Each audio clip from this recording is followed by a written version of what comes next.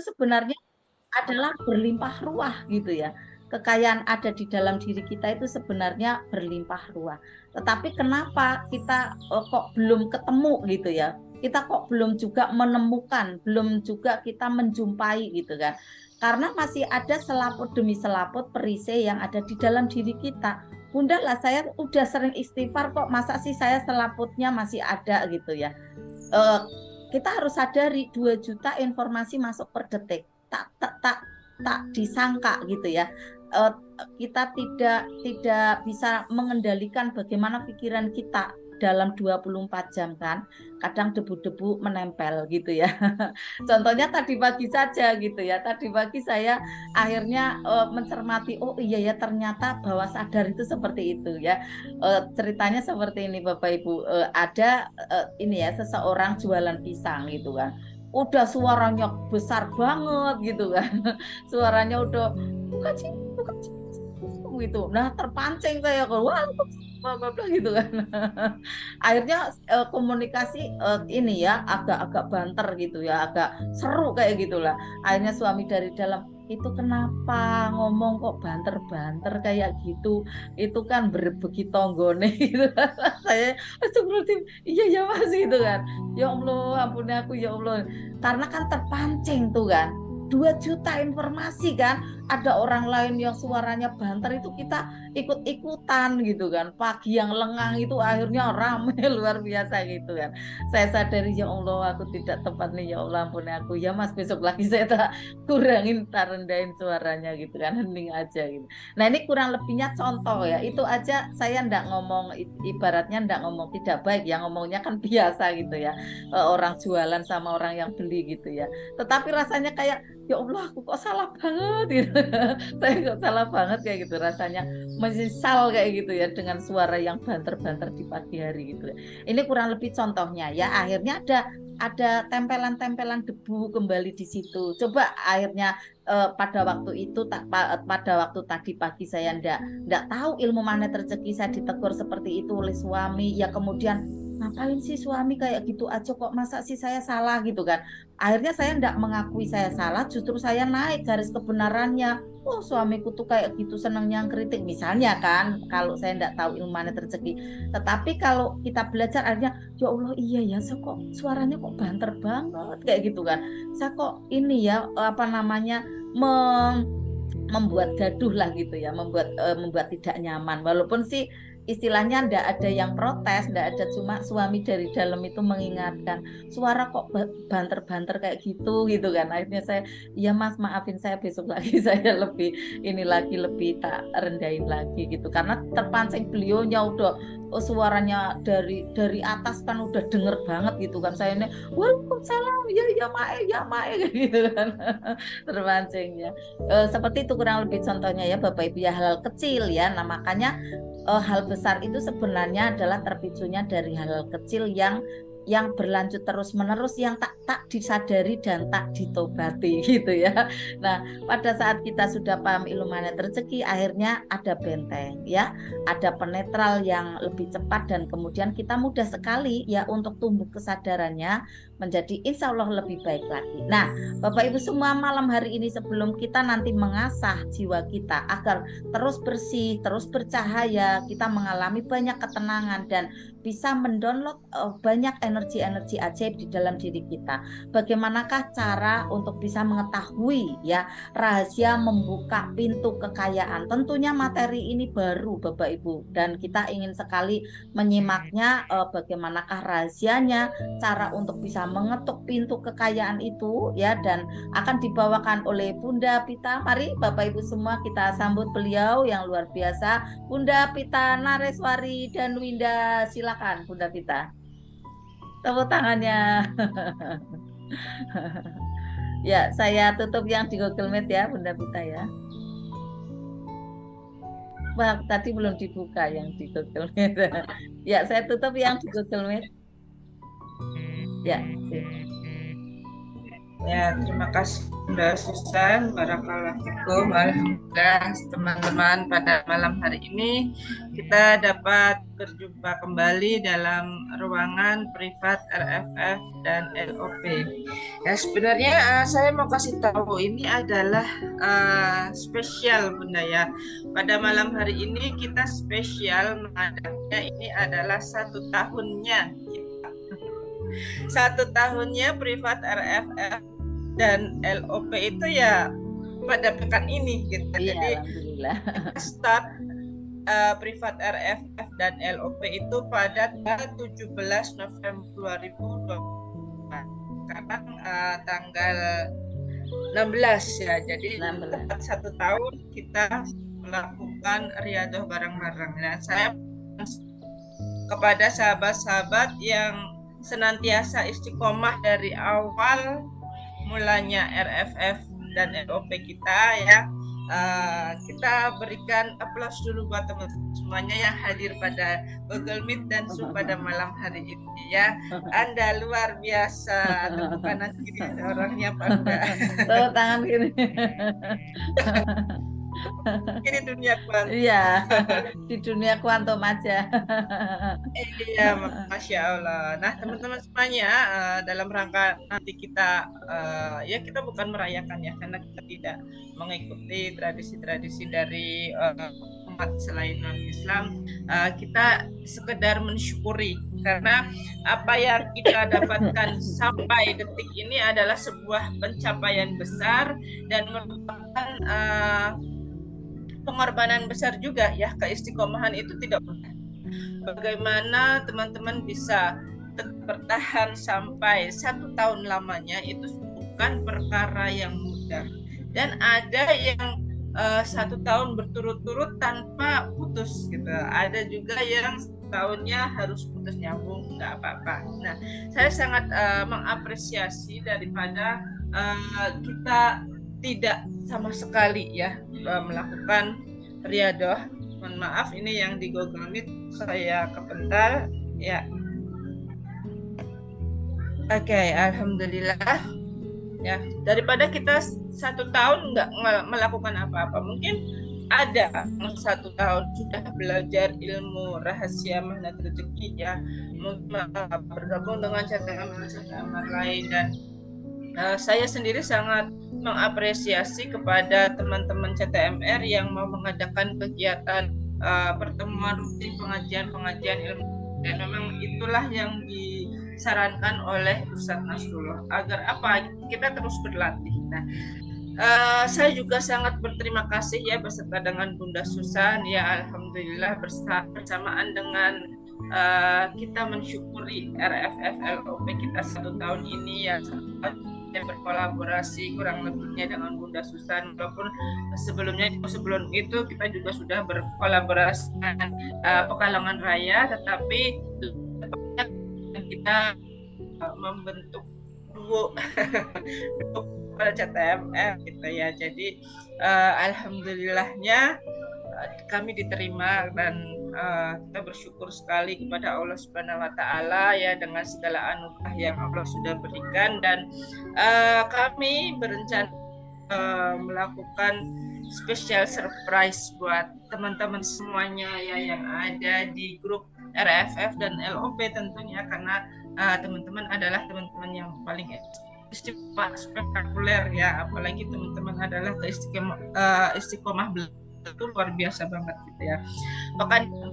Pekan depan saya akan memilih sahabat yang beruntung untuk mendapatkan apa ya, semacam hadiah ya, tanda terima kasih kami, tanda cinta kami kepada sahabat semuanya, sahabat yang beruntung yang paling istiqomah, dan ya kami melihat gitu ya, semuanya istiqomah semuanya. Kami sebenarnya bingung gitu mau pilih yang mana tapi nanti adalah ya apa yang akan pilihkan gitu ya.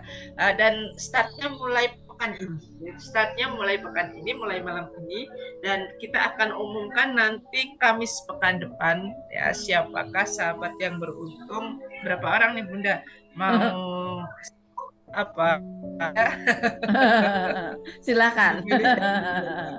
Pokoknya Ya, kita disediakan yang asik-asik. iya. Ya. Nah, nanti insya Allah pekan depan juga kita akan kedatangan tamu istimewa, tapi bukan di RFF dan ada Zoom dengan seorang mentor yang dahsyat gitu ya. Beliau juga nggak kalah follower gitu. Beliau adalah sosok ibu yang sangat-sangat menginspirasi kita semuanya, dan beliau adalah seorang guru saya, dan alhamdulillah ketika kami konfirmasi kemarin beliau bersedia untuk hadir buat teman-teman semuanya ya.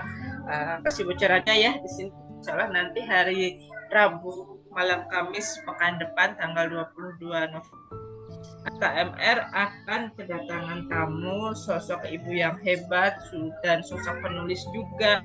Beliau punya sekolahan yang istimewa dan sudah diakui oleh MR ya sebagai sekolah yang favorit ya di kota besar ya di Bandung. Beliau ini nanti insya Allah kita akan mengundang Bunda Dina Indriani, bukan Bunda Dina ya, namanya sama.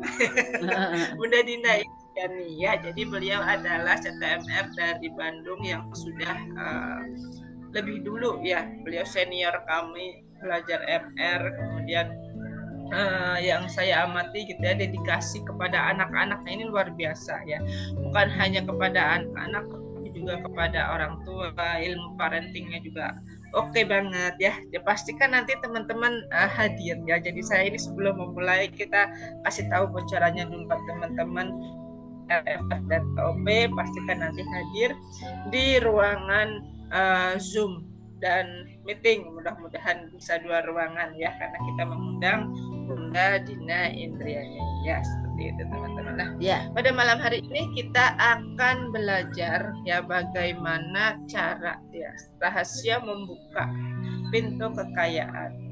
Emang di Magnet Rezeki kita belum kaya, insya Allah semuanya sudah kaya, baik kaya hati, kaya pikiran ya, kaya dalam berbagi ya, semua sosok yang istimewa.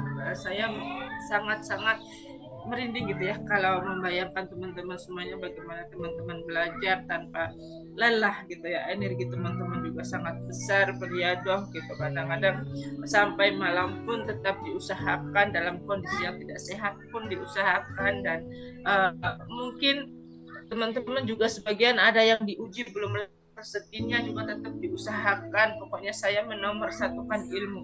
Itulah hamba-hamba yang terpilih oleh Allah, dan kita yakin bareng-bareng nanti teman-teman semuanya kita akan mendapatkan kelimpahan ya, balasan yang terbaik dari Allah Subhanahu wa taala, bukan hanya sekedar keajaiban tapi pertolongan istimewa lainnya kita nggak pernah sangka-sangka ya. Pokoknya ada aja gitu ya, bantuan dari Allah itu selalu ada aja buat teman-teman semuanya ya, insya Allah.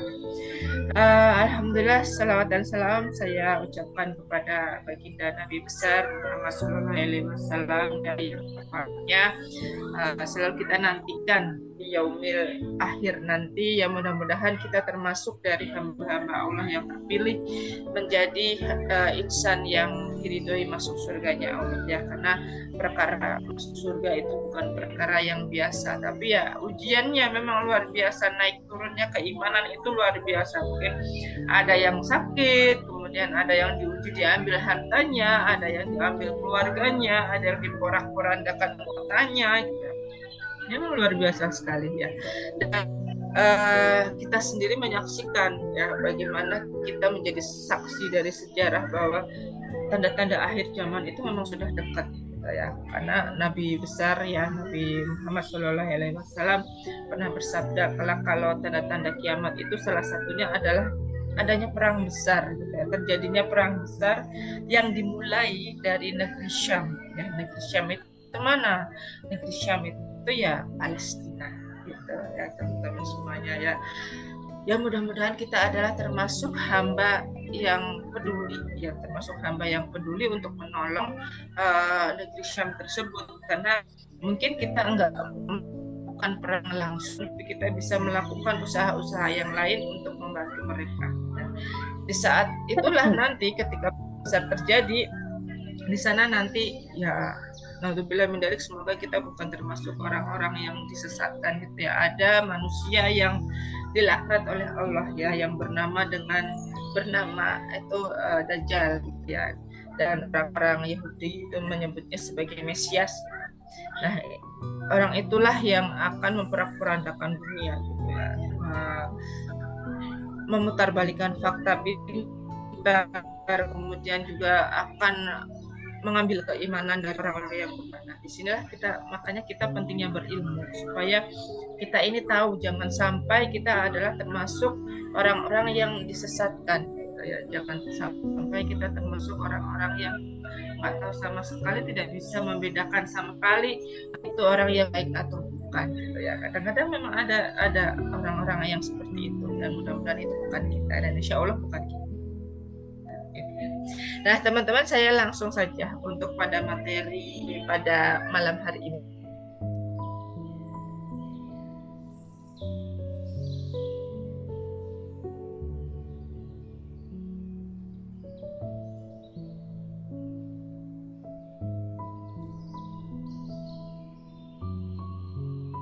Mengenai rahasia membuka pintu kekayaan. Dalam Mahnatat Rezeki kita sudah banyak sekali ya jurus-jurus yang bisa membuat kita terbawa atau membawa kita dalam kekayaan yang hakiki ya. Mohon maaf yang di Google Meet koneksinya terputus, saya perbaiki sebentar ya teman-teman, barangkali nanti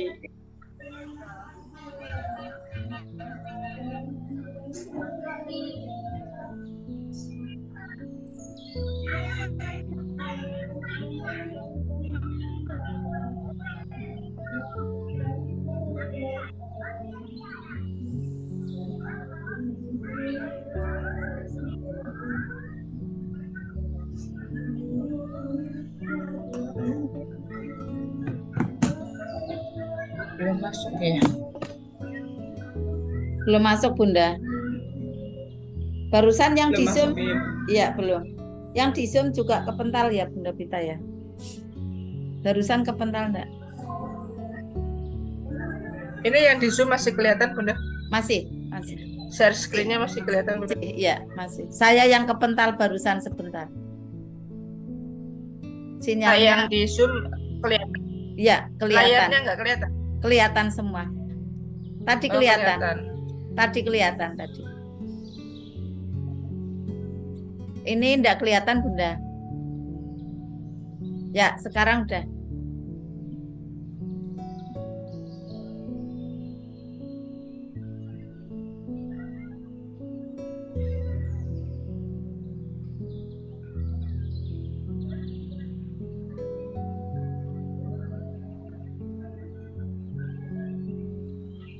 Layar saya kelihatan ya Bunda? Yang ya, kelihatan.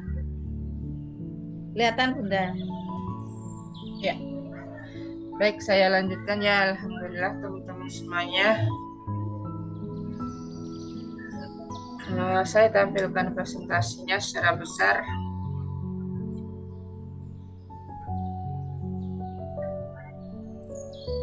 Oke, ini sudah kelihatan besar Bunda ya? Sudah.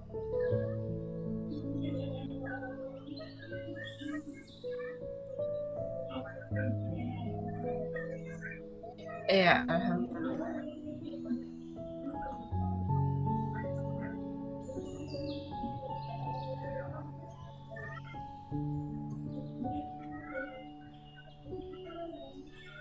Iya, ini dia gambarnya.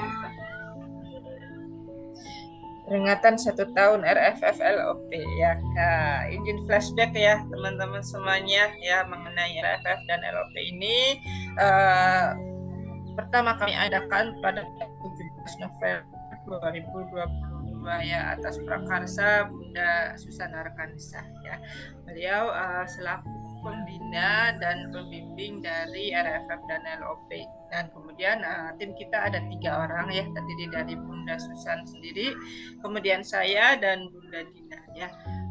Bunda Dina ini adalah selaku pengadmin ya, administrasi bagaimana mencatat ya antara teman-teman yang mengikuti RFF LOP ini kan pakai donasi gitu ya. Mengapa sih kita perlu berdonasi? Ya, sejak awal kita sudah sering sampaikan berkali-kali. RFF dan LOP itu hanya bukan sekedar pelatihan untuk mempelajari jurus magnet rezeki RFF dan LOP aja. Ya, karena di sini kita melakukan donasi. Donasi itu adalah salah satu cara bagaimana kita praktek untuk membuka perisai rezeki kita yang paling mudah. Nah, donasi adalah cara proses menghapus perisai rezeki yang paling mudah. Ya, karena Rasulullah sendiri pernah bersabda, kalau kamu mau dipanjangkan umurnya, gitu kan, terus kalau kamu mau diluaskan rezekinya, kalau kamu mau disehatkan, gitu, kalau kamu mau didatangkan dari arah mana saja yang tidak kamu sangka-sangka, maka rajinlah untuk bersedekah. Dan ilmu merupakan salah satu jembatan untuk menuju keridhaan Allah, apalagi jika ilmu itu dimuliakan dengan bersedekah. Kenapa magnet rezeki sendiri memilih jalan untuk menjadi seorang, istilahnya apa ya, jalan dakwah dengan sedekah gitu ya. Kenapa magnet rezeki kok adalah sebuah pengajian yang harus berbayar, walaupun sebetulnya tidak semua dari magnet rezeki itu harus berbayar. Karena yang diamati oleh Ustadz Nasrullah sendiri, kalau seorang itu berharapnya hanya rezeki gratis terus-menerus, maka itu akan menjadi perisai, dan orang tersebut kebanyakan atau seringnya nggak mau praktek karena sepele dengan ilmu. Saya bisa ngaji di YouTube, saya bisa kok dengar ngaji di Telegram, kenapa saya harus mengikuti pengajian yang berbayar gitu. Dan akhirnya orang-orang yang menyepelekan ilmu seperti ini, ya Allah juga menyepelekan dia gitu. Bagaimana orang-orang yang tidak mau, mohon maaf, belajar dengan mengeluarkan donasi gitu, itu malah akhirnya persoalannya nggak kunjung selesai. Jadi bukan Ustadz Nasrullah itu nyipatani atau ngajari CTMR-nya itu harus menjadi seorang CTMR yang mata duitan, itu enggak. Tapi alangkah lebih adanya kalau kita juga sama-sama memuliakan gitu ya. Kalau kita tidak mau memuliakan gurunya, tidak mau memuliakan ilmunya gitu kan, guru juga ada pelayanan yang diberikan gitu. Sedangkan guru di tempat lain aja, guru ngaji aja dibayar kok gitu. Kemudian guru yang ada di sekolah-sekolahan, ya meskipun sekolahannya nggak bayar, meskipun sekolah SD negeri itu nggak bayar sama sekali, tapi tetap ada biaya yang dikeluarkan gitu ya. Misalnya biaya apa? Biaya beli seragamnya, dia juga dibayar. Yang bayar siapa? Pemerintah. Dan pemerintah itu bayar uangnya dari mana ya? Dari rakyat juga. Sebenarnya kita itu bayar gitu ya.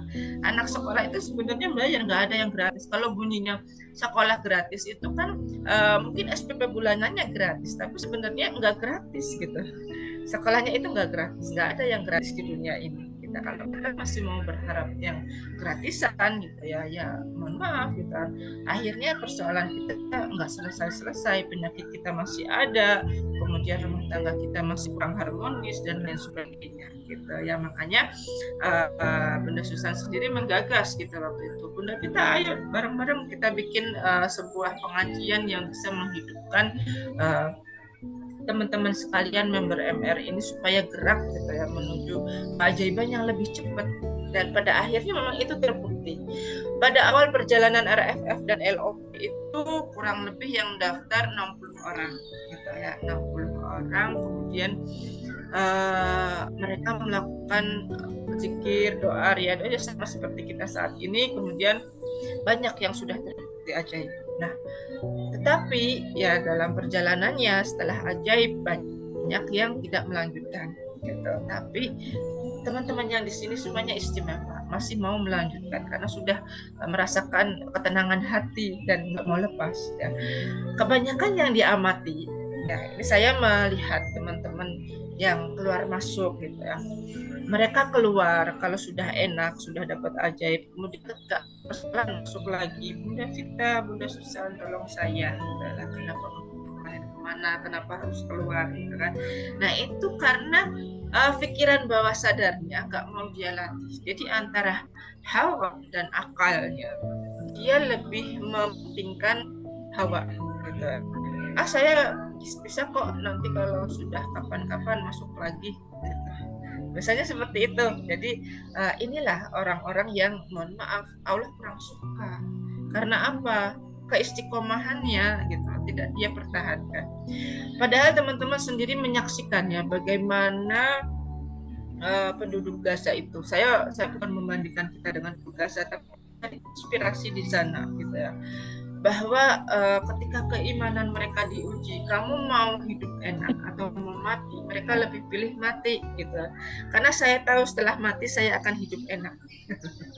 Ketemu sama Allah saya enak gitu, daripada saya harus memilih kehidupan dunia yang hanya sesaat sepele gitu. Nah, anak-anaknya saja meskipun ayah ibunya sudah nggak ada, mereka tetap dilatih untuk menjadi seorang anak yang tegar dan selalu tersenyum. Beda dengan anak-anak Indonesia, kalau ditanya itu bangun jam berapa pagi hari, saya nggak pernah sholat subuh. Orang tanya gimana, jadi mentauhidkan Allahnya belum dapat. Nah, inilah makanya MR itu giat banget. Kenapa sih ada rekrut CTMR setiap tahunnya? Karena memang pengen ya Pak Nasib pengen banget Indonesia melihat Indonesia itu ajaibnya itu berkelanjutan, nggak ajaib udah belajar 10 jurus keluar gitu, pengen ada terus. Makanya orang-orang yang terpanggil gitu ya dalam menjadi mehmet dan rezeki, ketika mereka sudah merasakan saya tenang, saya nyaman, maka saya akan bertahan gitu. Jadi teman-teman semangat tahannya gitu. Sudah 1 tahun yang kita tingkatkan lagi, jangan malah turun, tapi kita harus pertahankan, minimal kita bertahan. Kalau kita tidak bisa bertahan, ya bagaimana caranya, kita minta gandengan atau rengkuhan dalam dunia kuantum ini supaya kita nggak lepas gitu ya. Minta tolong benar-benar sama Allah gitu ya. Ya Allah, semudahkan rezeki saya akan terus saya gitu, supaya saya ini tetap istiqomah untuk menjadi seorang pribadi yang ajaib. Nah gitu ya teman-teman, rajin berdoa untuk meminta pertolongan dari Allah. Oke. Nah ini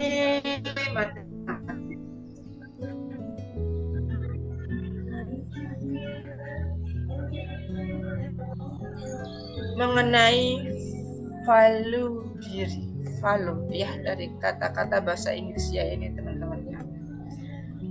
Nah, value diri itu apa sih gitu?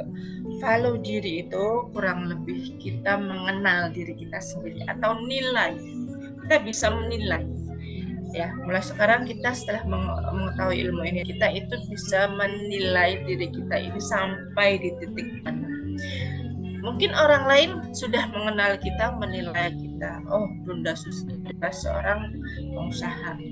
Kemudian dia adalah seorang dai juga, pendakwah juga. Kemudian dia adalah seorang ibu rumah tangga. Komplit.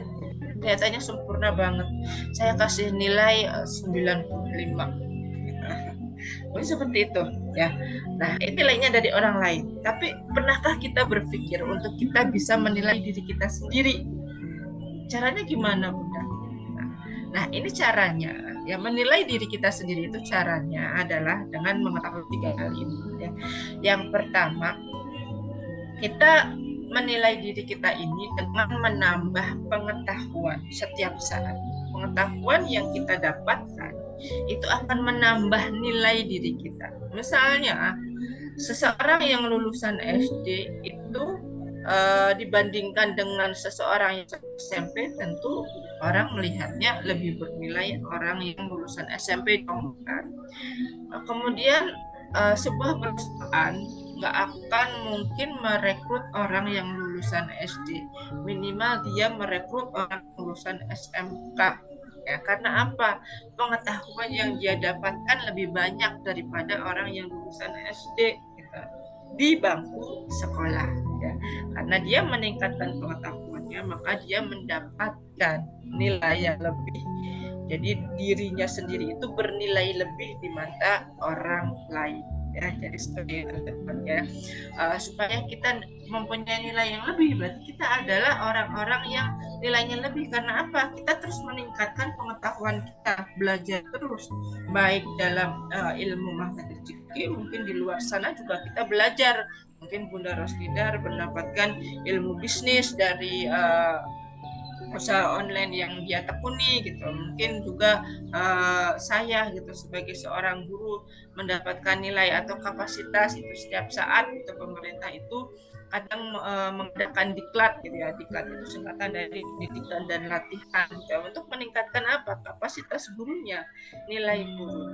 Jadi inilah value diri kita. Itu yang pertama. Kemudian yang kedua adalah circle. Circle itu dari bahasa Inggris artinya lingkaran. Lingkaran lingkungan pertemanan ya, atau lingkungan yang ada di sekitar kita.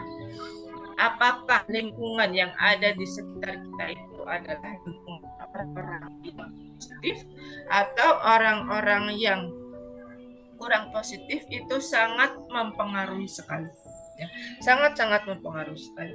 Ketika seseorang bergaul dengan seorang penjual minyak wangi, dia pasti ketularan minyak wangi, bau harumnya. Tapi ketika seseorang itu bergaulnya dengan orang yang jualan terasi, otomatis dia jualan terasi, pasti bau terasi juga. Setiap hari temannya adalah orang-orang yang bikin terasi, kemudian bikin asin gitu, pasti kita ketularan ikan asinnya. Nah, jadi teman-teman, kalau teman-teman ingin mempunyai value atau mempunyai nilai diri yang bagus, usahakan ya bergaul dengan orang itu kita pilih-pilih. Artinya bukan pilih-pilih kaya miskinnya, bukan, tapi pilih-pilih akhlaknya. Apakah orang itu bisa membawa kita ke dalam arah yang positif, atau justru orang itu malah menjerumuskan kepada hal yang tidak positif gitu ya. Kan ada gitu tetangga misalnya, kelihatannya sih dia baik, lama-lama kelihatannya baik di depan, ternyata dia adalah orang yang toksik gitu.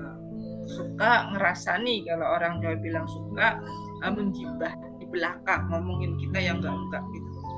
Ada yang seperti itu. Nah, teman-teman tolong kenali ciri orang yang kurang positif atau bermuka dua. Kalau orang yang bermutu berarti bermuka tua. Beda ya. Kalau orang yang bermuka dua itu biasanya di depan manis banget. Kalau dikasih tahu iya tapi gitu, di belakang kita menghujam dari belakang ya. Jadi bertemu dengan orang-orang seperti itu, tapi syaratnya kalau bertemu dengan orang-orang seperti itu, apa yang harus kita lakukan? Tetap muliakan dan bahagiakan. Kita nggak usah, wah ini orang toksik banget gitu, nggak usah terlalu terlihat jaga jarak sama dia. Karena apa? Nanti kalau kita terlihat jaga jarak sama dia, dia akan semakin menyerang dari belakang dan mencari teman-teman circle-nya dia sendiri untuk menjatuhkan kita. Tapi nggak apa-apa sih kalau ada orang yang menjatuhkan, itu kan artinya kita ada lebih tinggi. Cuman ya yang namanya manusia, kita nggak boleh takabur, nggak boleh sombong kan. Nah, bertemu dengan orang-orang seperti itu ya tetap dibaikin aja lah kita ya. Didoakan dalam hati. Kalaupun kita jaga jarak, maka harus tetap tersenyum. Karena syarat dari datangnya keajaiban adalah wajah kita harus selalu senantiasa tersenyum gitu ya. Nah, seperti itu. Kemudian pengalaman kita di masa lalu itu juga menentukan nilai diri kita. Seseorang misalnya seperti ini ya, seseorang yang di masa lalunya seperti orang yang di masa lalunya dia mendapatkan ketidaknyamanan dari orang tua. Misalnya saat masa kecil kita mendapatkan ketidaknyamanan dari orang tua, kemudian kita membawa diri saat dewasa menjadi seorang yang garis kebenarannya tinggi, kemudian orang yang suka menjeruk nipisi diri sendiri gitu. Nah, itu otomatis nilai value-nya, value kapasitas diri kita itu dipandang oleh orang lain itu belum tinggi atau rendah. Dia apa sih orangnya cepat marah gitu. Dia ini orangnya kalau dikasih tahu kok merasa menang sendiri. Nah, otomatis orang-orang yang toksik demikian dia adalah jenis orang yang nilai dirinya itu rendah. Nah, ini bisa dipahami di sini adalah mungkin orang itu kok sama saya kok katanya ngejahatin ya, menurut saya terus ngomong itu nggak pernah slow, ngomong kok ngegas terus. Nah, kita positif thinking ya, sebagai insan magnet rezeki adalah orang yang senantiasa positif thinking. Oh, mungkin orang itu masa lalunya pahit banget lebih dari saya, makanya dia mengeluarkan kata-kata sampah ke saya. Ya nggak apa-apa. Kalau ada orang yang berkata-kata sampah, kata-kata kotor dan lain sebagainya sama kita, terima aja tuh, nggak usah dibalik. Tapi kan saya sakit, Bunda Putra, saya nggak merasa begitu. Kenapa dia kata-katain? Kalau nggak merasa begitu, ya nggak usah misalnya kita makan dalam hati itu. Kalau kita nggak merasa berbuat demikian, biarin aja lah. Toh kata-kata yang tidak baik akan berpulang kepada orang yang ngomong. Ya seperti itu teman-teman ya. Kalau ada orang yang nggak baik sama kita, biarin aja. Kalau saya sendiri itu apalagi saya adalah seorang pekerja gitu, seorang pekerja otomatis kan teman-temannya itu kan menganggap kalau saya prestasi, wah ini adalah pesaing saya gitu ya. Di dunia kerja gitu, di dunia kepegawaian saling sikut menyikut, jatuh menjatuhkan itu adalah hal yang sudah biasa. Sudah biasa terjadi seperti itu. Di depan kita mereka baik-baik aja, tapi di belakang kita masya Allah luar biasa gitu ya. Ya udah jalan aja terus gitu. Ya bahkan saya sering doa sih kalau dikasih tahu, maksudnya ada orang yang entah menghina kamu, entah ngomongin kamu, kelihatannya tenang banget sih, mesti harus gimana. Lihat dia ngucapin kata-kata yang nggak baik kan nanti pulang sendiri ke dia, ya pulangnya nanti entah jadi penyakit, entah jadi apa gitu. Tapi saya bukan nyepatani, saya nggak nyumpain orang jadi jelek-jelek itu enggak gitu, biarin aja lah gitu. Ya nggak bisa, kalau saya ada orang yang seperti itu ya saya balas aja langsung semprot gitu. Teman saya menyarankan saya seperti itu. Ya enggak lah, saya sudah kenal ilmu magnet rezeki, saya nggak akan seperti itu. Pakai jurus magnet rezeki aja nanti disepul ajaib semuanya gitu lah. Seperti itu ya teman-teman semuanya. Kemudian yang berikutnya,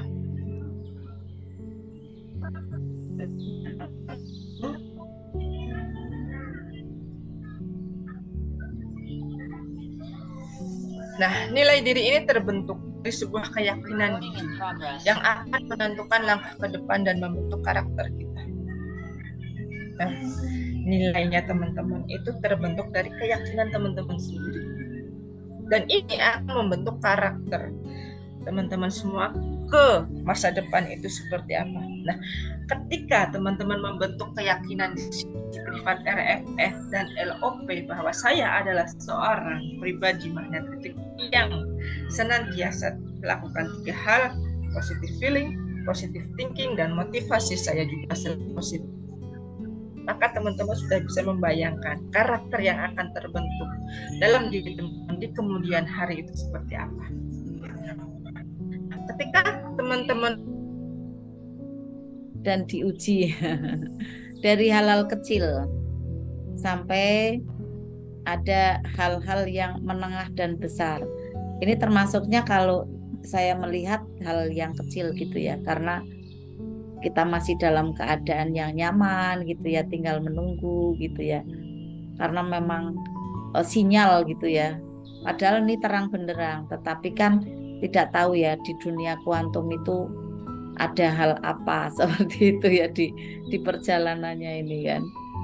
Nah, Bunda Pita masih pembenahan masih pembenahan link.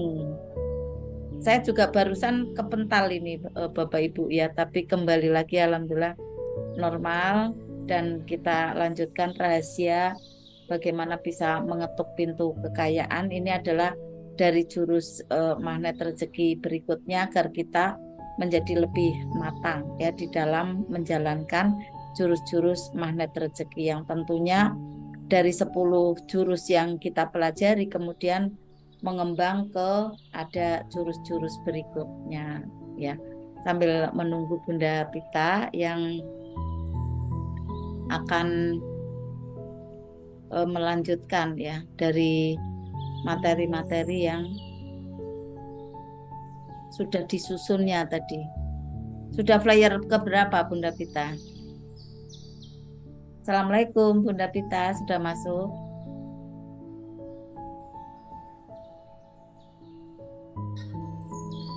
Keren. Oh keren gitu ya Bunda ya.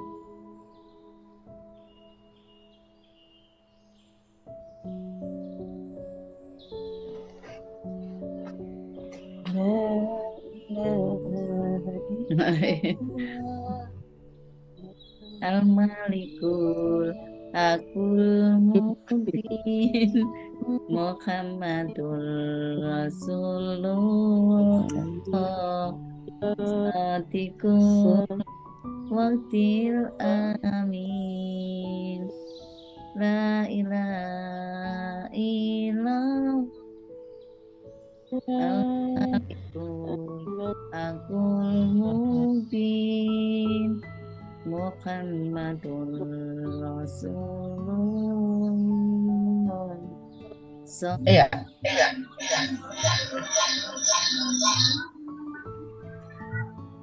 Oke. Saya share screen lagi ya, teman-teman, supaya lebih paham. Silakan. Baik. Nah, ketika kita melibatkan diri dalam berinvestasi di Mahna Rezeki, investasinya itu bukan hanya sekedar investasikan harta. Saya mengadakan faktor kali juga saya mengeluarkan modal gitu ya, mengeluarkan modal yang tidak sedikit juga. Misalnya ya, bagaimana saya masuk menjadi SBMR itu ada modalnya 600.000 misalnya. Kemudian itu sudah investasi dana, kemudian saya menginvestasikan tabungan-tabungan saya dalam berwujud emas gitu ya, itu juga investasi. Kemudian saya menginvestasikan tenaga saya ya dengan melakukan pelayanan publik gitu ya, memperbesar kapasitas diri saya gitu ya. Ketika saya memperbesar nilai investasi saya, ternyata saya punya daya dongkrak gitu ya. Saya jadi lebih dikenal, walaupun tujuan saya bukan untuk terkenal gitu.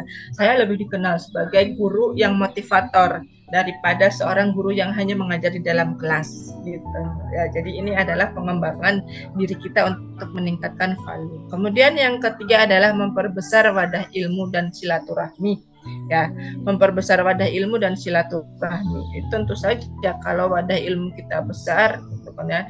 Wadah ilmu besar kan kita belajar dari mungkin teman-teman belajar dari saya, dari Bunda Susan. Ketika teman-teman belajar di sini, Bunda Rosnidar ketemu Bunda Suteni, kemudian Bunda Asmawati bisa ketemu dengan Bunda Endang dan lain sebagainya gitu ya, dengan Bunda Komsah. Nah, inilah ya peningkatan value kita. Jadi kita saling mengenal satu sama lain ya, ada silaturahmi, ada keterikatan di sana ya, dan kita tetap saling memuliakan.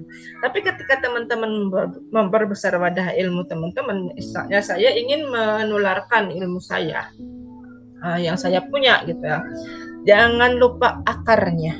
Ilmu itu dari siapa? Misalnya saya mau berbicara ilmu Mahna Rezeki terumbu karang, ilmunya Ustadz Nasrullah, maka saya sebut Ustadz Nasrullah gitu. Misalnya Bunda Dian Diapari misalnya mau mengenalkan ilmu Mahna Cinta dari siapa? Dari Bunda Susan, ya sebut Bunda Susan. Misalnya teman-teman mau mengenalkan sayap keajaiban siapa yang ngetik? Oh, Bunda Vita dengan Bunda Susan. Kenalkan orangnya ya. Itu yang namanya kita tetap memuliakan. Ketika kita bisa tetap memuliakan orang lain, insya Allah rezeki kita juga akan semakin dimuliakan oleh Allah Subhanahu wa Ta'ala. Amin ya Rabbal Alamin. Ya, selanjutnya ya. Oke.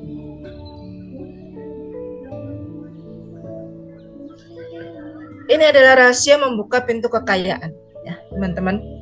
Yang pertama, ada 4 langkah ya. 4 langkah yang pertama, Langkah yang pertama adalah mengucapkan dengan lisan, setiap hari ucapkan syukur ya. Makanya untuk di grup afiliator ya, jurnal syukur, jurnal afirmasi itu setiap hari sebenarnya harus kita lakukan ya. Karena apa? Itu adalah salah satu untuk membuka pintu kekayaannya kita. Kalau kita setiap pagi bangun aja, saya udah baca doa bangun tidur kok Bunda gitu ya. Setiap hari kan itu sudah ada afirmasinya, benar. Tapi kalau mau kekayaannya nambah, tambah lagi afirmasinya ya. Saya izinkan ya Allah rezeki saya ada di mana-mana, terapi senyum 5 detik gitu ya. Supaya apa? Mood boosternya hati udah bahagia dulu, nanti 1 hari ke depan gitu ya, 1 hari berjalan mau ketemu siapa orang yang nggak beres juga ya, kita tetap tenang gitu. Kemudian yang kedua ya, sahabat semua harus terus merendahkan hati dengan belajar. Jadi jangan merasa saya udah cukup ilmu kok gitu, udah cukup ilmu belajar di TOMR level 1, TOMR level 2, sudah stop, udah ajaib saya ya. Kemudian nggak mau menghormati gurunya lagi gitu. Saya bisa bikin kajian kayak gitu, nah nanti bikin kajian yang berbayar, yang mahal aja deh biar nyanyiin mana rezeki, ada yang seperti itu. Nah kalau kita kurang menghormati guru, kurang memuliakan guru, ya apa jadinya gitu. Meskipun nanti kita mungkin sukses, kita mendapatkan harta yang lebih banyak dari guru kita, keajaiban kita mungkin nanti lebih besar dari Bunda Susana atau bahkan lebih besar dari Ustadz Nasrullah sendiri, tapi ujung-ujungnya satu, kita nggak dapat gitu, rendah hati. Tapi kebalikannya, kita ada menjadi orang yang sombong gitu, karena merasa sudah hebat gitu. Nah, nanti kalau terus-terusan itu diteruskan gitu, bisa-bisa jadi kayak Firaun gitu. Ya. Nah, apalagi yang sekarang tuh gitu, anaknya King Salman ya, Pangeran Muhammad siapa gitu ya. Wah, sombongnya luar biasa. Bapaknya aja dikurung di dalam rumah, nggak boleh kemana-mana sampai stroke gitu. Innalillahi gitu ya. Nah ini tanda-tanda akhir zaman juga. Kalau Raja Salman itu terbunuh gitu, nanti ada yang membunuh. Seperti itu. Nah kita lanjut ya ilmunya, yaitu bermitra dengan orang yang sukses dan hebat. Ya, membuka pintu kekayaan diawali dari bermitra dengan orang yang sukses dan hebat, yang udah sukses duluan gitu. Pak Nas udah pasti sukses duluan, makanya saya mau bermitra dengan beliau. Nah, setelah ketemu dengan Pak Nas, kemudian saya bisa ketemu dengan CTMR yang lain yang sukses-sukses juga, dan akhirnya saya ketemu Bunda Susan. Gitu. Saya mengaitkan diri dengan Bunda Susan menjadi faktor kali pendongkrak rezeki saya gitu ya. Kalau saya nggak ketemu Bunda Susan, mungkin saya nggak punya faktor pendongkrak rezeki ya. Rezeki saya mungkin segitu-gitu aja, mengandalkan gaji tiap bulan gitu. Dan kapasitas diri saya jadi orang yang kurang berani menampilkan apa yang saya miliki gitu ya. Jadi inilah pentingnya ya, bermitra dengan orang yang sukses. Kayak Bunda Rosnidar bermitra dengan seorang pengusaha sampai akhirnya beliau mendapatkan keajaiban, dikasih mobil jeder gitu kan. Karena apa? Faktor kali ya, Bunda Rosnidar kemudian menjadi orang yang meningkatkan kapasitas rezekinya beliau gitu. Dan beliau tetap rendah hati. Nah, kalau nggak mau rendah hati nggak dapat nanti. Kalau keajaiban kita nggak mau rendah hati, itu nanti bisa menjadi orang yang sombong gitu ya. Kemudian apalagi Bunda, yang keempat adalah kita bekerja di perusahaan hebat tanpa kehilangan identitas diri. Perusahaan hebat itu bukan berarti kita harus bekerja di PT Honda atau PT apa gitu yang besar gitu, bukan gitu. Tapi perusahaan hebat ini bisa diartikan dengan perusahaannya Allah ya. Perusahaan Allah itu sudah pasti merupakan perusahaan yang paling hebat gitu ya, tanpa kehilangan identitas diri. Kalau kita masuk perusahaannya Allah nggak akan kehilangan identitas diri, sudah pasti itu, karena keimanan kita tetap terjaga. Tapi kalau kita kerja di perusahaan yang hebat, tapi kita tadi langkah-langkah yang awal tadi kita nggak mau ikuti ya, maka kita akan menjadi seorang yang kehilangan identitas diri ya. Lanjut. Oke. Yang berikutnya adalah menentukan timeline. Timeline itu apa? Target waktu. Bikin target waktu. Nah, ini saya ambil konsep. Nah, ambil konsep Bagja. Bagja itu adalah sebuah konsep yang dipelajari oleh guru penggerak ya, untuk membuat murid-murid itu belajar dengan bahagia, sejahtera, dan akhirnya target tujuan pendidikan tercapai. Nah, ini saya ambil dari konsep baktinya milik guru penggerak dan kita gunakan untuk timeline kita, gitu ya. Yang pertama adalah membuat pertanyaan. Ya, membuat pertanyaan itu bagaimana Bunda? Menggali potensi. Tujuannya adalah untuk menggali potensi diri kita sendiri. Ya, jadi kita bikin pertanyaan. Kayak nulis diary gitu ya teman-teman. Pernah nulis diary apa enggak? Nah, bapak-bapak mungkin kurang suka menulis, tapi tetap harus bikin langkah ini Pak, gitu ya. Misalnya Pak Ahmad, gitu ya. Bikin pertanyaan, kita flashback kehidupan kita. Saya umurnya udah berapa nih? 35 apa 30 atau 40. 10 tahun yang lalu ya kehidupan saya sebelum kenal ilmu magnet rezeki. Apa yang membuat saya kok kehidupannya miskin aja, misalnya pendapatan saya kok segitu aja, nggak ada peningkatan gitu ya. Bikin pertanyaan. Ya. Kemudian setelah itu bikin pertanyaan selanjutnya untuk menggali potensi kita. Misalnya apa yang harus saya lakukan 2 bulan lagi, 3 bulan lagi supaya saya itu target umroh bisa tercapai gitu. Misalnya seperti itu ya, teman-teman. Nah, ini bisa dijalankan misalnya mulai bulan depan, Desember gitu. Kemudian timeline, target yang kedua apa? Gitu. Ambil pelajaran. Ambil pelajaran dari hal yang telah lalu untuk menentukan langkah ke depan. Kita koreksi diri, berarti introspeksi. Jangan kita maunya cepat berhasil instan, tapi kita nggak mau lihat masa lalu kita gimana gitu. Masa lalu bukan untuk disesali teman-teman ya, tapi untuk kita ambil pelajarannya supaya nanti kehidupan ke depan kita itu lebih bagus, lebih cerah, lebih bahagia gitu, lebih senang gitu. Setelah itu apa? Gali mimpi. Nah, menggali mimpi apa yang pernah kita buat ya dengan menentukan langkah. Gali mimpi itu maksudnya dulu kita impiannya apa sih kita. Mungkin Bunda Rosnida ya, mohon maaf Bunda Rosnida lagi yang tersebut contoh gampang gitu ya. Mungkin Bunda Rosnida waktu itu gitu pernah bermimpi punya impian saya punya mobil, tapi saya punya mobil kalau saya nyicil mobil dalam jangka 5 tahun kayaknya nggak mampu deh gitu. Kemudian Bunda Rosnida meningkatkan kapasitas diri belajar. Oh, saya ketemu ilmu magnet rezeki, ternyata saya harus meningkatkan keimanan, meningkatkan ibadah dan lain sebagainya supaya saya ajaib gitu.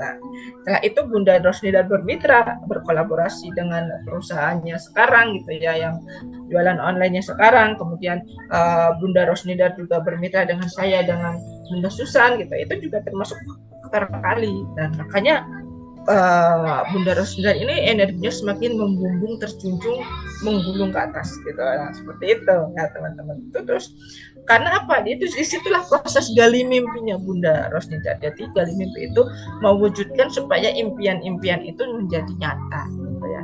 Jadi kita bikin target juga. Oh, mungkin bulan Februari saya mulai action untuk menggali mimpi saya. Saya cari siapa ya yang kira-kira miliuner dan triliuner gitu, apa Bos Martigu, apa saya mau milih Ari Ginanjar atau siapa. Nah, silahkan teman-teman tentukan sendiri. Nah, tapi hati-hati ya teman-teman ya, jangan pilih bisnis yang kelihatannya sih bagus tapi hanya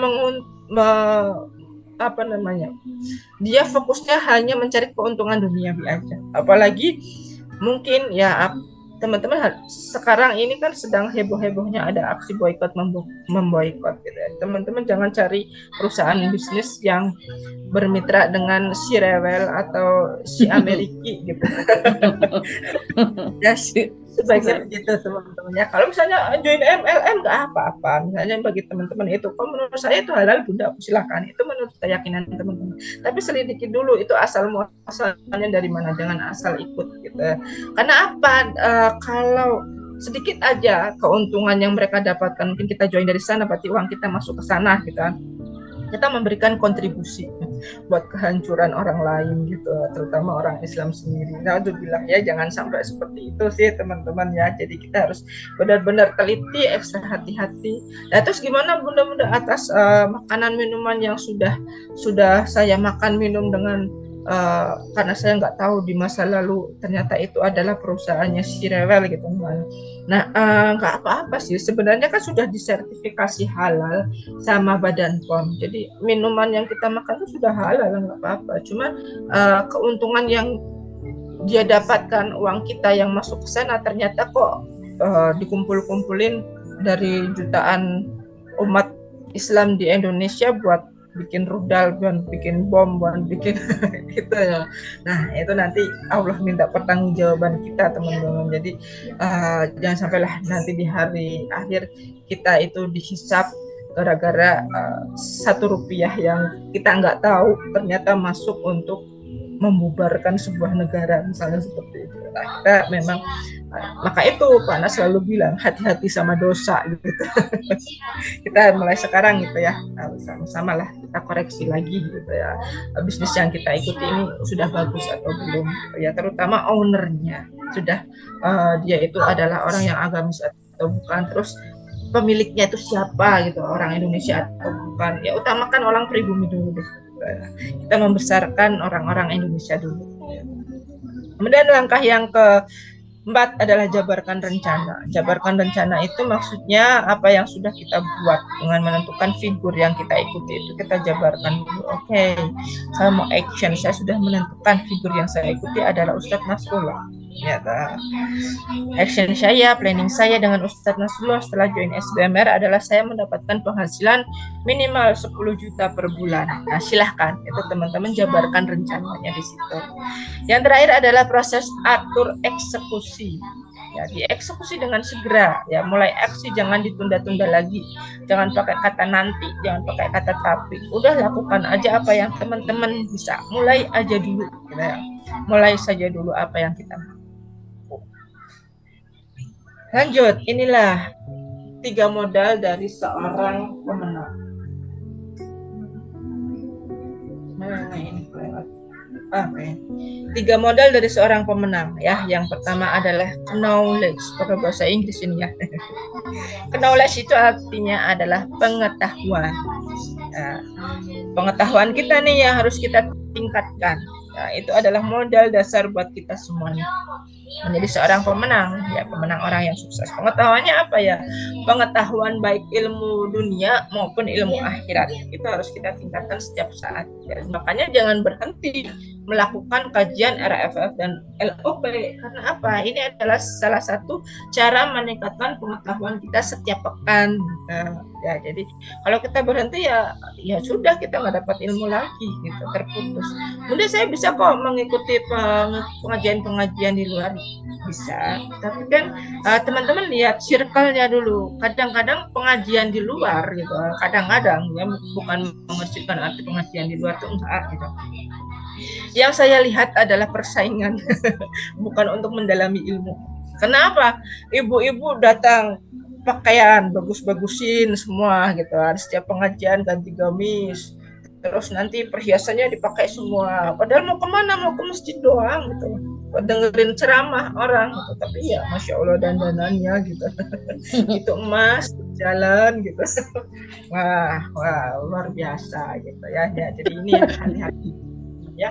Kemudian yang kedua adalah skill itu apa? Kemampuan. Nah tadi ya, kemampuan teman-teman menguasai ilmu itu.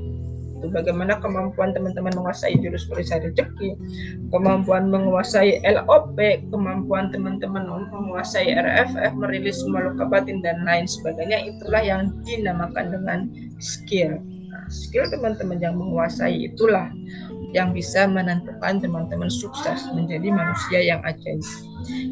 Yang ketiga adalah attitude. Attitude itu apa? Ya, attitude adalah akhlak atau perilaku. Nah, kita udah pengetahuan tinggi, sarjana S3, kemudian skillnya wah luar biasa, jagoan. Tapi kalau attitude-nya nggak bagus, nggak bisa memuliakan orang lain, kemudian nggak bisa membuat orang lain merasa nyaman ketika ada di dekatnya, ya percuma aja dong.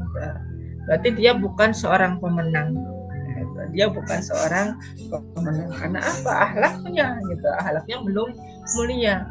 Bagaimana seorang Pangeran Muhammad, ya katanya Muhammad bin siapa ya, saya nggak hafal, anaknya Raja Salman. Wah gantengnya, orang karuan, tinggi, besar.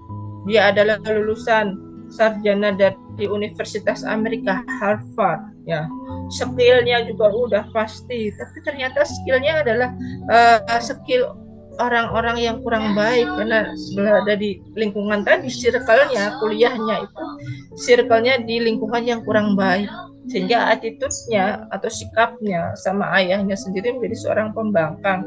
Bahkan saudara-saudaranya pada dimasukkan ke dalam penjara itu pada saat ini, dan itu nyata, fakta gitu.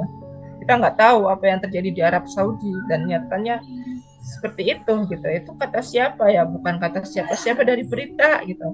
Makanya kita harus banyak-banyak memperhatikan gitu, memperhatikan kejadian-kejadian dunia saat ini.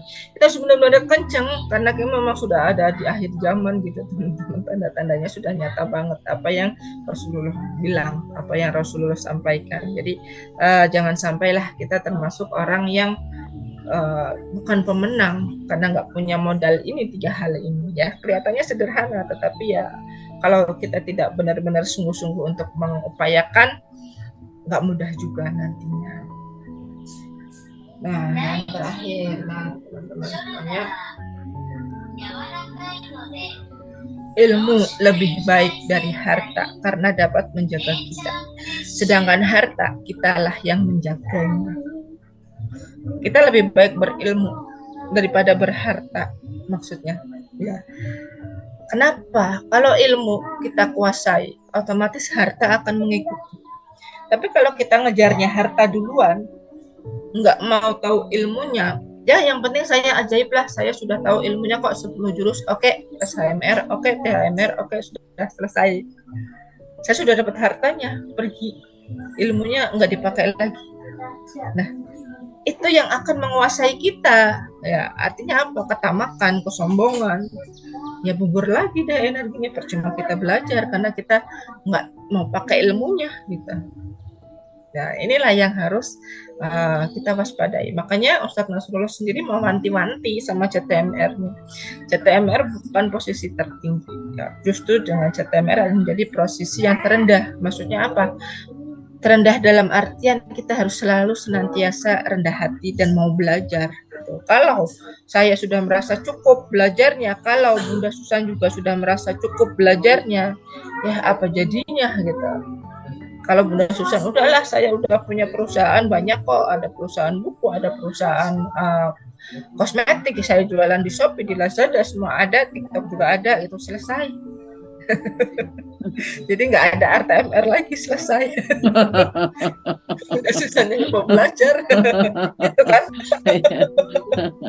Iya, makanya ilmu itu lebih baik daripada harta ya, gitu teman-teman semuanya. Alhamdulillah ya Bunda Susan, pada malam hari ini kita sudah selesai menyampaikan pokok-pokok materi kita, bagaimana kita cara rahasia untuk membuka pintu kekayaan ini ya. Jadi mudah-mudahan apa yang saya sampaikan di sini bisa bermanfaat buat teman-teman semuanya, dan insya Allah nanti materinya bisa ya buat teman-teman pelajari, nanti saya bagikan dalam grup biar teman-teman ingat ya. Kalaupun nanti nggak ingat, putar ulang di YouTube-nya ya, seperti itu ya. Jadi saatnya kita beriadah bareng-bareng ya, insya Allah 40 menit cukup ke depan sampai jam 22 selesai ya, gitu, selesai ya. Saya mohon maaf apabila ada kata-kata yang kurang berkenan ya.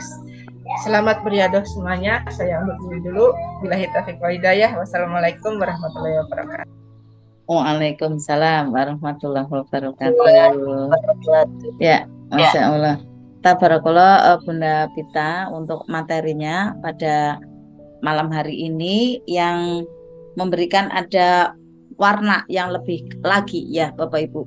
Ini pun kemudian saya teringat ya, saat itu usaha saya mulai menaik luar biasa ya untuk di penjualan buku ya, Masya Allah, dari bulan ke bulan semakin meningkat luar biasa. Tetapi saat itu ilmu saya masih terbilang ya tidak punya kali ya, seperti itu ya. Akhirnya seperti ada teguran luar biasa dari Allah, dan saya menyadari ternyata ada nasihat terbaik dari guru saya, bahwa kalau kamu banyak harta gitu nasihatnya. Jadi persis sekali apa yang disampaikan oleh Pak Nas ya, oleh Bunda Pita, materi pada malam hari ini kan materi magnet rezeki ya, di jurus-jurus berikutnya gitu ya. Nah, menyampaikan beliau guru saya, kamu banyak harta, maka kamu akan semakin repot menjaga harta kamu gitu. Kamu mau lebih ringan enggak dalam menjaga harta? Maka kamu carilah ilmu sebanyak-banyaknya.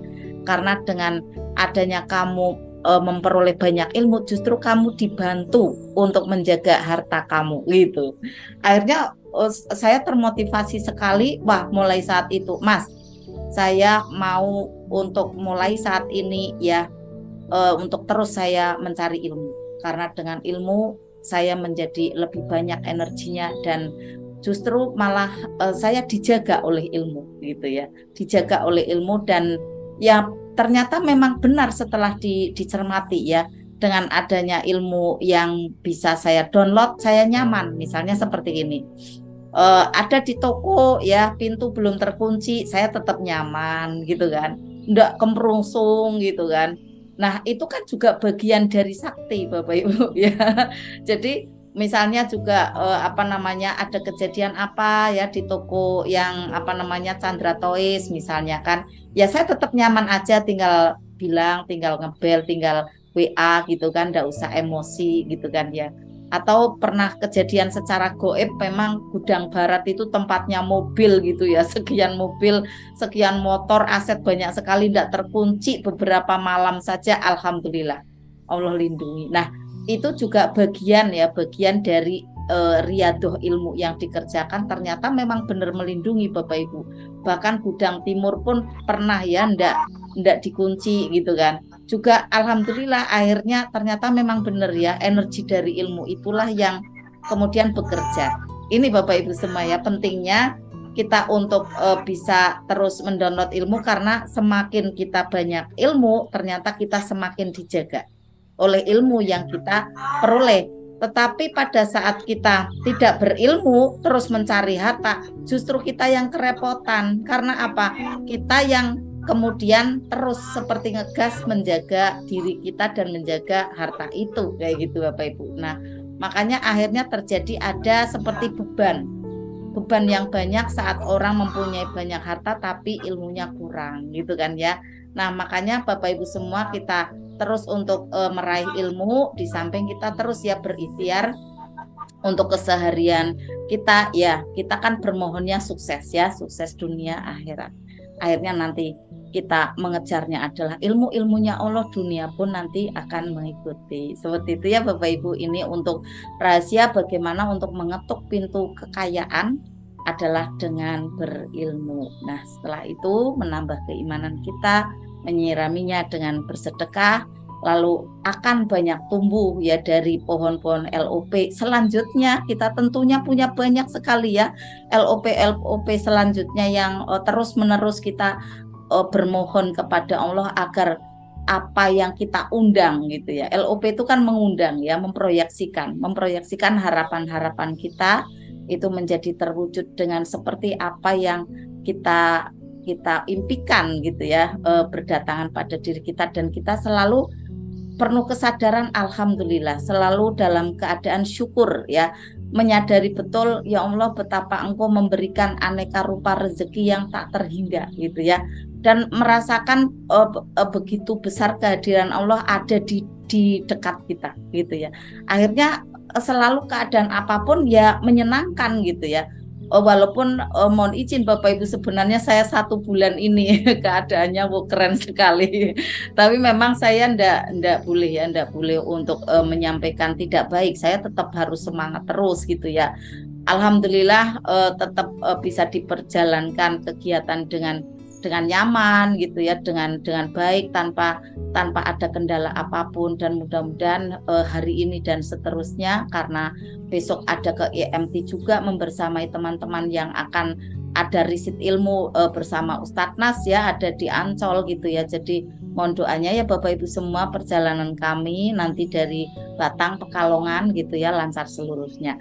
Nah, saya ingin ada menghimbau sedikit ya Bapak Ibu, mengingatkan sedikit saja tentang hal keadaan kita pada saat ini. yang memang luar biasa situasinya ya, karena pasca dari pandemi, pemulihan dari saat pandemi. Kalau pada saat pandemi adalah kita masih punya tabungan dari sebelum pandemi kan masih ada ya, istilahnya seperti itu ya, masih ada lumbung padi, masih ada simpanan. Nah, pada saat pandemi gitu ya, itu kan banyak sekali ada terjeda tidak berkegiatan gitu ya. Nah, kemudian sekarang inilah yang terjadi, akhirnya banyak yang tidak mudah ya, banyak tutup dari usaha-usaha, kemudian daya beli menurun dan lain-lain. Nah, dari para pengamat Bapak Ibu ya, 3 tahun ke depan nih Bapak Ibu, keadaan itu begitu tidak mudah. Tetapi kita sebagai pengamal magnet rezeki ya, kita mempunyai ada keyakinan Allah menolong kita. Nah, makanya Bapak Ibu semua, ada hal-hal ya yang perlu Bapak Ibu sikapi. Walaupun kita yakin Allah menolong kita. Bapak Ibu yang sudah ajaib, Bapak Ibu yang ada aset, untuk bisa hold Bapak Ibu, bisa tahan ya. Pertama adalah, mohon izin, ini adalah yang menyampaikan adalah seseorang ya yang paham mengenai situasi sekarang ini. Dan ini saya ingin viralkan, kalaupun Bapak Ibu mau mengikuti monggo, enggak ya enggak apa-apa ya.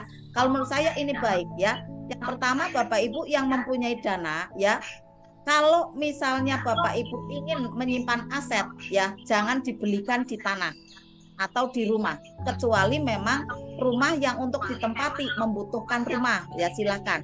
Tetapi untuk aset rumah itu jangan, karena keadaan sekarang ini untuk menjual kembali tidak mudah ya. Nah, kemudian yang kedua adalah jangan membeli mobil gitu. Ini sarannya gitu ya, karena ada pergantian nanti mobil dari mobil bensin ke listrik. Kemudian dari listrik pun ya, itu juga ada indikasi tidak sukses dalam lonceng gitu, karena ada banyak sekali variabel yang tidak aman seperti itu ya, dalam tanda kutipnya kurang aman.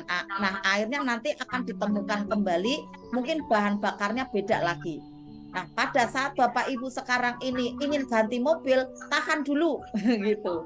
Tahan dulu, karena apa? Nanti akan keluar mobil yang jenis baru lagi, akhirnya malah istilahnya tidak tidak maksimal kemanfaatannya, malah terbilang tidak untung gitu kan ya, karena keadaannya perubahan kemudian beli baru gitu kan. Nah, ini adalah hal-hal yang perlu disikapi ya, maka bisa hold Bapak Ibu. Yang untuk aman adalah memang investasi ada di emas. Nah, di magnet rezeki ada kan ya, yang kecil-kecil, yang sedang, yang besar. Silakan Bapak Ibu ya di sana, karena emasnya dari Khairul Razikin ini ya, baik dinar maupun ada MR gitu ya, itu sangat mudah untuk istilahnya diuangkan kembali, kemudian dibelikan kembali gitu ya, dan harganya itu cenderungnya itu meningkat terus Bapak Ibu.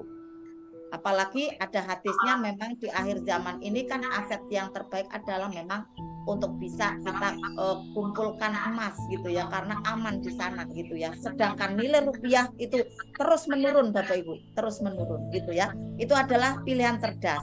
Namun demikian, pada waktu Bapak Ibu berinvestasi emas, tentunya untuk modal-modal yang secara instan, ibaratnya secara uang fisik itu harus ada.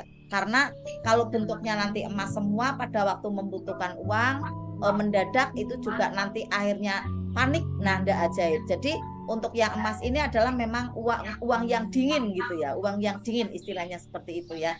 Nah, untuk yang modalnya sendiri adalah sudah dipersiapkan seperti itu. Ini cara amannya ya, dari pakar untuk menyampaikan, dan apabila Bapak Ibu mau mengikutinya dan mempertimbangkannya itu lebih baik lagi. Nah, pada saat kita mau mengasah jiwa seperti ini, ternyata alam semesta seperti membukakan ya jalan-jalan yang lebih aman ya, kemudian nanti kita lalui juga bisa insya Allah membawa keselamatan seperti itu Bapak Ibu.